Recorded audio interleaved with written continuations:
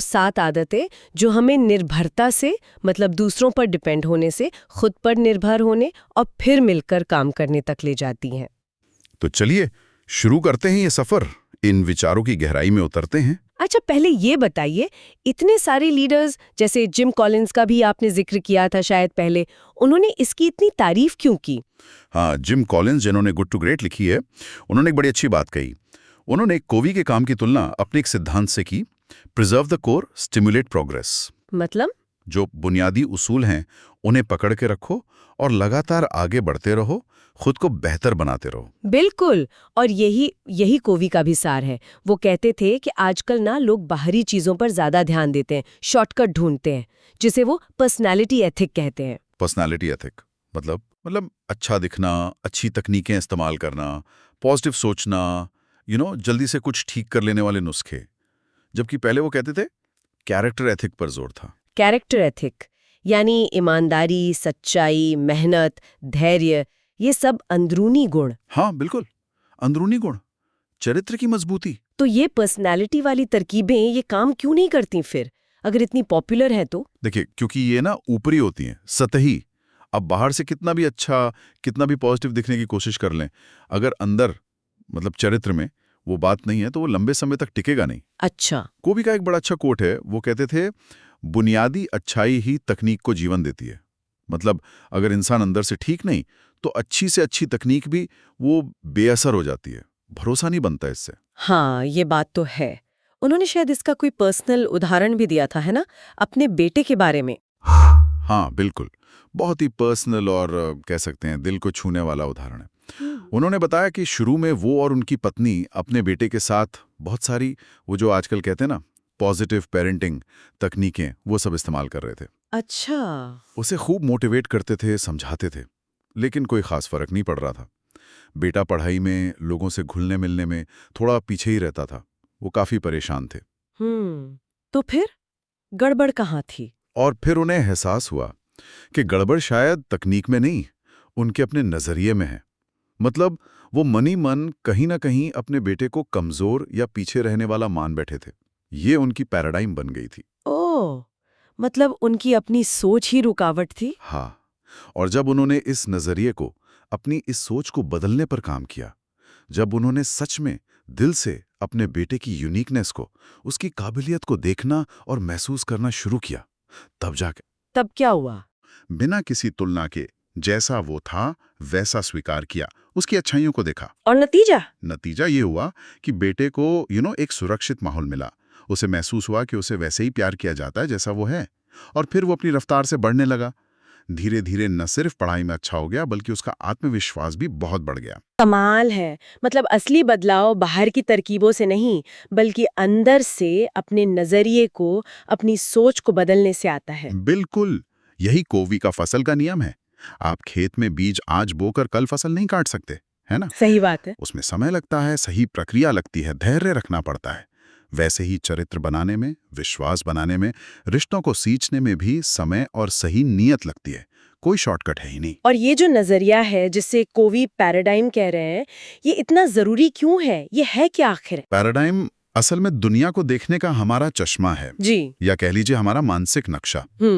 हम दुनिया को वैसे नहीं देखते जैसी वो असल में है, बल्कि वैसे देखते हैं जैसे हम खुद हैं। अच्छा, मतलब हम दुनिया पर अपनी ही सोच थोप देते हैं। एक तरह से हाँ। हमारी परवरिश, हमारे अनुभव, हमारी मान्यताएं, ये सब मिलकर हमारा एक चश्मा बना देती हैं। और ज्यादातर समय तो हमें पता भी नहीं चलता कि हमने चश्मा पहना हुआ है। हम मान लेते हैं कि हम जो देख रहे हैं बस वही सच्चाई है। इसका कोई उदाहरण देंगे ताकि आसानी से समझ आए? हाँ, वो एक बहुत मशहूर तस्वीर है ना, जिसमें कुछ लोगों को एक जवान औरत दिखती है और कुछ को एक बूढ़ी औरत। हाँ, देखिए। तस्वीर तो एक ही है, लेकिन आपने पहले क्या देखा है या आपकी कंडीशनिंग कैसी है, उस पर निर्भर करता है कि आपको क्या नजर आएगा। और मजे की बात यह है कि दोनों ही देखने वाले अपनी अपनी जगह सही हो सकते हैं। अच्छा। ये दिखाता कि हमारा नजरिया कितना सब्जेक्टिव हो सकता है। हम कहाँ खड़े हैं ये इस पर निर्भर करता है कि हम कहाँ बैठे हैं। हाँ बिल्कुल। और कोवी की वो सबवे वाली कहानी भी तो शायद इसी से जुड़ी है। हाँ, वो तो बहुत ही पावरफुल कहानी है, पैराडाइम शिफ्ट को समझाने के लिए एकदम परफेक्ट। कोवी बताते हैं कि वो एक सुबह सबवे में बैठे थे, माहौल काफी शांत था, लोग अपने काम में लगे थे। तभी एक आदमी अपने कुछ बच्चों के साथ डिब्बे में चढ़ा और बच्चे मतलब बुरी तरह से उधम मचा रहे थे, चिल्लाना, भागना, लोगों को परेशान करना। लेकिन वो आदमी, उनका पिता, बस आंखें बंद करके बैठा रहा, जैसे उसे कुछ लेना देना ही ना हो। ओह, ये तो अजीब बात है। कुवी को गुस्सा आया होगा। बहुत। उन्हें लगा कि एक ऐसा बाप है, बच्चों को संभाल नहीं रहा। आखिर में उनसे रहा नहीं गया। उन्होंने बहुत ही संयम से उस आदमी से कहा, सर, आपके बच्चे सबको बहुत परेशान कर रहे हैं, क्या आप प्लीज इन्हें थोड़ा कंट्रोल करेंगे? फिर उस आदमी ने क्या कहा? उस आदमी ने जैसे होश में आते हुए आंखें खोली और बहुत धीरे से टूटी हुई आवाज में कहा, ओह हाँ, आप सही कह रहे हैं, मुझे कुछ करना चाहिए। हम अभी अस्पताल से आ रहे हैं। 1 घंटे पहले ही इनकी माँ गुजरी हैं। मुझे कुछ समझ नहीं आ रहा क्या सोचूं, और शायद इन्हें भी नहीं पता कि इस सदमे से कैसे निपटें। ओह, ये सुनकर तो। हाँ, कोवे कहते हैं, उस एक पल में उनका पूरा नजरिया बदल गया। जहां 1 सेकंड पहले गुस्सा और झुंझलाहट थी, वहीं अब एकदम से हमदर्दी और करुणा आ गई। उनका व्यवहार भी तुरंत बदल गया। यही है पैराडाइम शिफ्ट। एग्जैक्टली, यही है पैराडाइम शिफ्ट की ताकत। जब आपका देखने का चश्मा बदलता है ना, तो आपकी भावनाएं, आपका व्यवहार, सब कुछ अपने आप बदल जाता है। ये किसी बाहरी रवैये को बदलने की कोशिश से कहीं ज्यादा गहरा और असरदार होता है, क्योंकि हमारा नजरिया ही तो हमारे रवैये और व्यवहार की जड़ है। और यहीं पर शायद चरित्र और नजरिए का कनेक्शन आता है ना? आपने कहा था, कोवी कहते हैं, होना ही देखना है। Being is seeing. अलग तरह से देखनी है। अगर हमें अपना नजरिया बदलना है, तो हमें पहले खुद पर काम करना होगा, अपने होने पर, अपने चरित्र पर। जब हम बदलते हैं, तब हमें दुनिया बदली हुई दिखती है। तो अगर हमारा नक्शा है, तो असली जमीन क्या है? मतलब हकीकत क्या है जिस पे हमें चलना है? कोवी के मुताबिक वो असली जमीन है सिद्धांत, प्रिंसिपल्स। ये कुदरत के नियमों जैसे हैं, सार्वभौमिक, कालातीत, जैसे निष्पक्षता, ईमानदारी, मानवीय गरिमा, सेवा, गुणवत्ता, विकास, धैर्य। ये लाइट हाउस की तरह हैं। लाइट हाउस की तरह? मतलब वो अपनी जगह अटल रहते हैं, चाहे हम उन्हें माने या ना माने, चाहे हम किसी भी दिशा में जा रहे हों, वो वहीं रहेंगे, हमें सही रास्ता दिखाते हुए। ये बदलते नहीं। तो फिर इन सिद्धांतों और हमारे जो मूल्य होते हैं, उनमें क्या फर्क है? हम तो अक्सर मूल्यों की बात करते हैं। ये बहुत जरूरी फर्क है। मूल्य, वैल्यूज हमारे नक्शे हैं। वो हमारी मान्यताएं हैं कि क्या सही है, क्या गलत है। और ये नक्शे सही भी हो सकते हैं, गलत भी। अच्छा, गलत कैसे? जैसे मान लीजिए चोरों का एक गिरोह है, उनके भी अपने मूल्य हो सकते हैं। आपस में वफादारी रखना, पुलिस को खबर न देना। लेकिन क्या ये मूल्य सार्वभौमिक सिद्धांतों जैसे ईमानदारी या दूसरों के सम्मान पर आधारित हैं? नहीं। समझ गया। तो मूल्य हमारे हो सकते हैं, पर जी। जरूरी नहीं कि वो सही हो। जी जबकि सिद्धांत हमेशा सही होते हैं। वो असली जमीन है। बिल्कुल। सिद्धांत वो बुनियादी सच्चाइयां हैं जिन पर दुनिया टिकी है। उनके खिलाफ जाकर आप शायद थोड़ी देर के लिए सफल दिखें, लेकिन लंबे समय तक खुश या प्रभावी नहीं रह सकते। और इसीलिए वो पर्सनैलिटी एथिक वाली तरकीबें अक्सर धोखा देती हैं। हाँ, क्योंकि वो तकनीकों पर यानी नक्शों पर ध्यान देती हैं, सिद्धांतों पर यानी जमीन पर नहीं। ये वैसा ही है जैसे आप शिकागो जाना चाहते हो, लेकिन आपके हाथ में डिट्रॉइट का नक्शा हो। अब आप कितनी भी तेज गाड़ी चला लें या कितना भी पॉजिटिव सोच लें या लोगों से कितना भी अच्छा व्यवहार कर लें, पहुंचेंगे तो डिट्रॉइट ही। हाँ, क्योंकि नक्शा ही गलत है। आपको पहले सही नक्शा यानी सिद्धांतों पर आधारित नजरिया चाहिए। तो इन सिद्धांतों को अपनी जिंदगी में उतारने का, रोजमर्रा की लाइफ में लाने का तरीका क्या है? यहीं पर वो 7 आदतें आती हैं ना? एग्जैक्टली। 7 आदतें वो तरीका है जिनसे हम इन सिद्धांतों को अपनी आदत बना सकते हैं। कोवी कहते हैं कि आदत 3 चीजों के मिलने से बनती है। 3 चीजें? कौन सी? पहला, ज्ञान, यानी क्या करना है और क्यों करना है। दूसरा, कौशल, स्किल, यानी कैसे करना है। और तीसरा, इच्छा, डिजायर, यानी करने की चाह, मोटिवेशन। जब ये तीनों चीजें मिलती हैं, तब कोई व्यवहार हमारी आदत बनता है। ज्ञान, कौशल और इच्छा। और यही आदतें मिलकर हमारा चरित्र बनाती हैं और तय करती हैं कि हम कितने प्रभावी होंगे। और ये आदतें किसी खास क्रम में विकसित होती हैं? मतलब एक के बाद एक? हम इसे परिपक्वता का क्रम कहते हैं, मैच्योरिटी कंटिन्यूम। हम सब अपनी यात्रा निर्भरता से शुरू करते हैं। जैसे बचपन में हम पूरी तरह दूसरों पर निर्भर होते हैं। ये तुम वाली सोच है, तुम मेरा ख्याल रखोगे, तुम जिम्मेदार हो। ठीक है। फिर हम धीरे धीरे स्वतंत्रता की ओर बढ़ते हैं। हम आत्मनिर्भर बनते हैं, अपना ख्याल खुद रख सकते हैं, अपने फैसले खुद लेते हैं। ये मैं वाली सोच है, मैं ये कर सकता हूं, मैं जिम्मेदार हूं। पहली 3 आदतें हमें इसी स्वतंत्रता तक पहुंचाती हैं। इसे कोवी निजी जीत कहते हैं। निजी जीत मतलब पहले खुद पर जीत हासिल करनी है। हाँ, क्योंकि जब तक आप खुद पर निर्भर नहीं होंगे तब तक आप दूसरों के साथ मिलकर प्रभावी ढंग से काम नहीं कर सकते। और स्वतंत्रता के बाद? स्वतंत्रता के बाद आता है सबसे ऊंचा स्तर, परस्पर निर्भरता, इंटरडिपेंडेंस। यहां हम समझते हैं कि अकेले चलने से ज्यादा ताकत मिलकर चलने में है। ये हम वाली सोच है, हम मिलकर ये कर सकते हैं, हम सहयोग कर सकते हैं। आदतें 4, 5 और 6 हमें यहां तक ले जाती हैं और इसे सार्वजनिक जीत कहते हैं। तो मतलब सीधे निर्भरता से परस्पर निर्भरता पर नहीं जा सकते, पहले स्वतंत्र होना जरूरी है। बिल्कुल, ये बहुत जरूरी पॉइंट है। कई लोग टीम वर्क या सहयोग की बात तो करते हैं, लेकिन अगर वो खुद अंदर से स्वतंत्र और जिम्मेदार नहीं है तो वो सच्ची परस्पर निर्भरता नहीं हो सकती।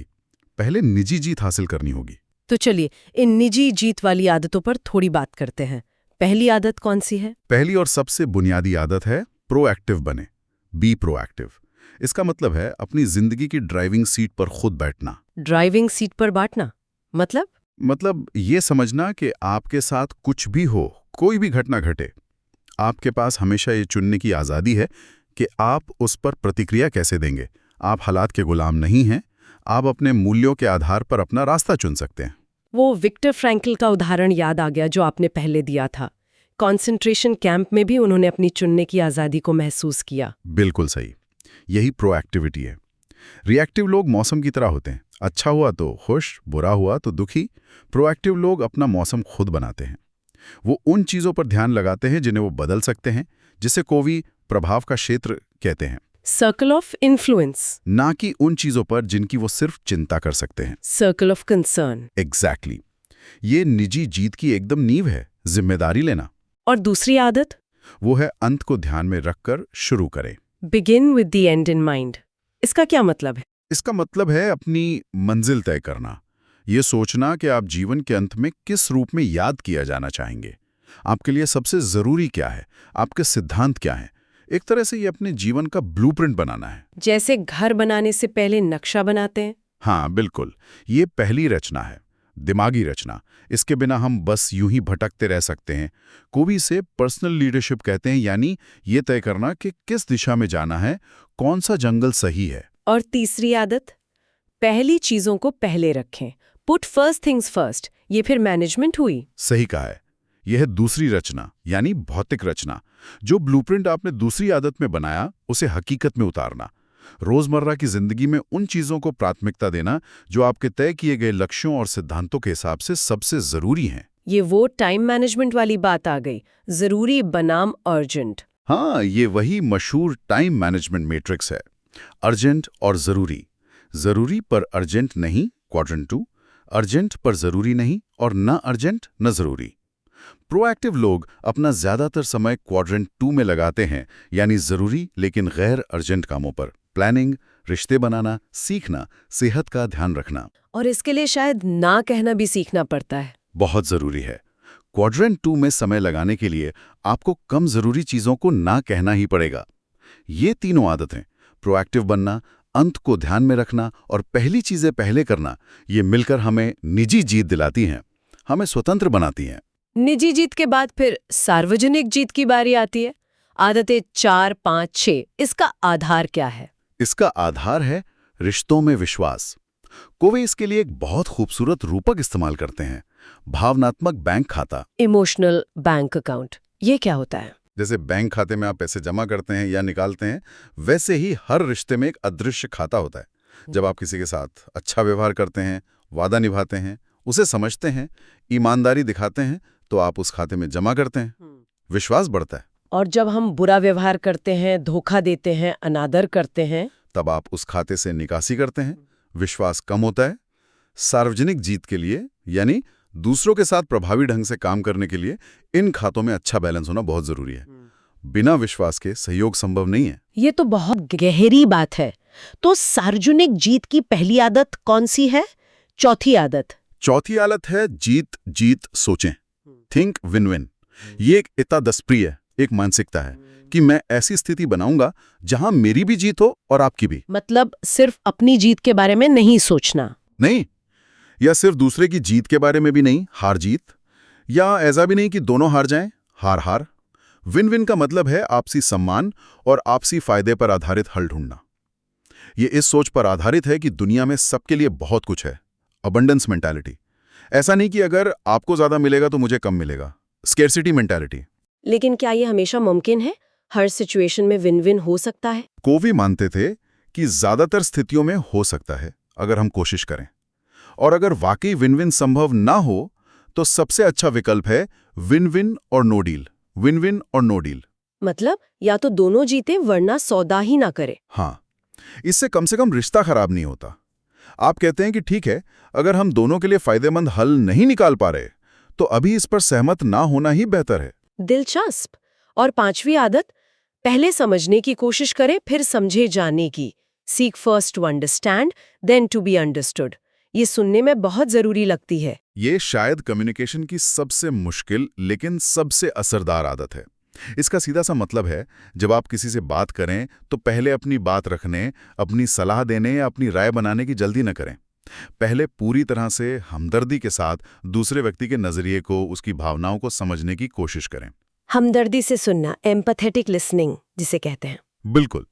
हम अक्सर क्या करते हैं, हम सुनने का नाटक करते हैं पर मन ही मन अपना जवाब तैयार कर रहे होते हैं या जज कर रहे होते हैं या अपनी ही कहानी सुनाने लगते हैं। कॉवी कहते हैं पहले डॉक्टर की तरह बीमारी को ठीक से समझो, उसका निदान करो, फिर इलाज बताओ। Diagnose before you prescribe. ये तो रिश्तों के लिए बहुत जरूरी है। और 6ठी आदत है सिनर्जी बनाए, सिनर्जाइज। ये सिनर्जी क्या चीज है? सिनर्जी का मतलब है कि कुल मिलाकर जो नतीजा निकलता है वो अलग अलग हिस्सों के जोड़ से कहीं ज्यादा होता है। मतलब 1 + 1 = 3 या 10 या 100 भी हो सकता है। अच्छा, कैसे? जब अलग अलग सोच, अलग अलग अनुभव वाले लोग एक दूसरे का सम्मान करते हुए खुलकर अपने विचार रखते हैं और विन विन और समझने वाली सोच के साथ काम करते हैं, तो वो ऐसे नए और बेहतर हल निकाल सकते हैं जो कोई अकेला सोच भी नहीं सकता था। ये मतभेदों को कमजोरी नहीं बल्कि ताकत बनाने का तरीका है। Creative cooperation. वाह, तो ये हो गई 6 आदतें, निजी और सार्वजनिक जीत। अब आखिर में 7वीं आदत। हाँ, 7वीं आदत है आरी तेज करें, शार्पन द सॉ। ये इन सभी आदतों को बनाए रखने और खुद को लगातार बेहतर बनाने के लिए है। आरी तेज करें, जैसे लकड़हारा। हाँ वही कहानी। एक लकड़हारा था जो घंटों लकड़ी काटता था, पर उसकी आरी की धार कुंद होती जा रही थी। किसी ने कहा, भाई रुककर आरी तेज क्यों नहीं कर लेते? उसने कहा, मेरे पास टाइम नहीं है, मुझे लकड़ी काटनी है। हाँ, लेकिन अगर आरी तेज होती तो कम समय में ज्यादा लकड़ी काट लेता। बिल्कुल। तो 7वीं आदत यही है, खुद पर निवेश करना, खुद को रिन्यू करना। कोवी कहते हैं कि हमें अपने 4 मुख्य आयामों को लगातार तेज करते रहना चाहिए। 4 आयाम? हाँ, शारीरिक यानी व्यायाम, सही खानपान, आराम। मानसिक यानी पढ़ना, सीखना, सोचना, लिखना। आध्यात्मिक यानी अपने मूल्यों को स्पष्ट करना, ध्यान करना, प्रकृति से जुड़ना। और सामाजिक भावनात्मक यानी दूसरों की सेवा करना, रिश्ते बनाना, सिनर्जी पैदा करना। इन चारों में संतुलन बनाना। हाँ, संतुलन और लगातार नवीनीकरण। ये आदत बाकी 6 आदतों को ताकत देती है। ये उस हंस की कहानी की तरह है जो सोनी के अंडे देती थी। हमें सिर्फ अंडे यानी नतीजे, प्रोडक्शन पर ही ध्यान नहीं देना, बल्कि हंस यानी हमारी क्षमता, प्रोडक्शन कैपेबिलिटी का भी ख्याल रखना है। PPC balance. ये तो पूरी जिंदगी का फलसफा हो गया एक तरह से। कोवी ने खुद भी इन उसूलों को बहुत जिया है ना? उन्होंने परिवार को बहुत महत्व दिया। बहुत। और वो इस बात पर बहुत जोर देते थे कि हम अपने परिवार से मिली किसी भी नकारात्मक विरासत को, किसी गलत पैटर्न को तोड़ सकते हैं। हम एक संक्रमण व्यक्ति, ट्रांजिशन पर्सन बन सकते हैं जो अच्छी आदतें और सिद्धांत अगली पीढ़ी को दें। और उनका वो विचार के जीवन को एक क्रिसेंडो की तरह जीना चाहिए। हाँ, कि हमारा सबसे अच्छा काम, हमारा सबसे बड़ा योगदान हमेशा भविष्य में होता है, अतीत में नहीं। हमें हमेशा आगे बढ़ते रहना है, सीखते रहना है, योगदान देते रहना है। उन्होंने बच्चों में इन सिद्धांतों को सिखाने पर भी बहुत काम किया। तो कुल मिला के अगर हम आज की बात को समेटें तो कोवी की ये किताब हमें सतही चीजों से हटकर चरित्र की गहराई पर, अपने नजरिए को समझने और उसे सिद्धांतों के मुताबिक ढालने पर जोर देती है। बिल्कुल। और 7 आदतें इसी सफर का एक प्रैक्टिकल नक्शा है। निर्भरता से स्वतंत्रता और फिर सच्ची परस्पर निर्भरता तक पहुंचने का रास्ता। ये अंदर से बाहर की ओर बदलाव लाने का तरीका है। और शायद वो सवाल जो कोवी ने पूछा था वो हमें हमेशा याद रखना चाहिए कि क्या हम अपनी जिंदगी के आखिरी पलों में ये सोचेंगे कि काश हमने ऑफिस में या टीवी के सामने और वक्त बिताया होता। शायद ही कोई ऐसा सोचेगा।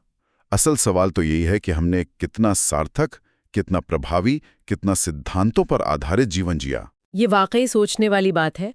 आज हमने जिन उसूलों और आदतों की बात की, उनमें से कोई एक ऐसी कौन सी हो सकती है जिससे अगर कोई लगातार अपनी जिंदगी में उतारे तो उसकी प्रभावशीलता में, उसकी संतुष्टि में सबसे बड़ा, सबसे बुनियादी बदलाव आ सकता है। इसका जवाब शायद सबके लिए अलग हो, पर सोचना जरूरी है।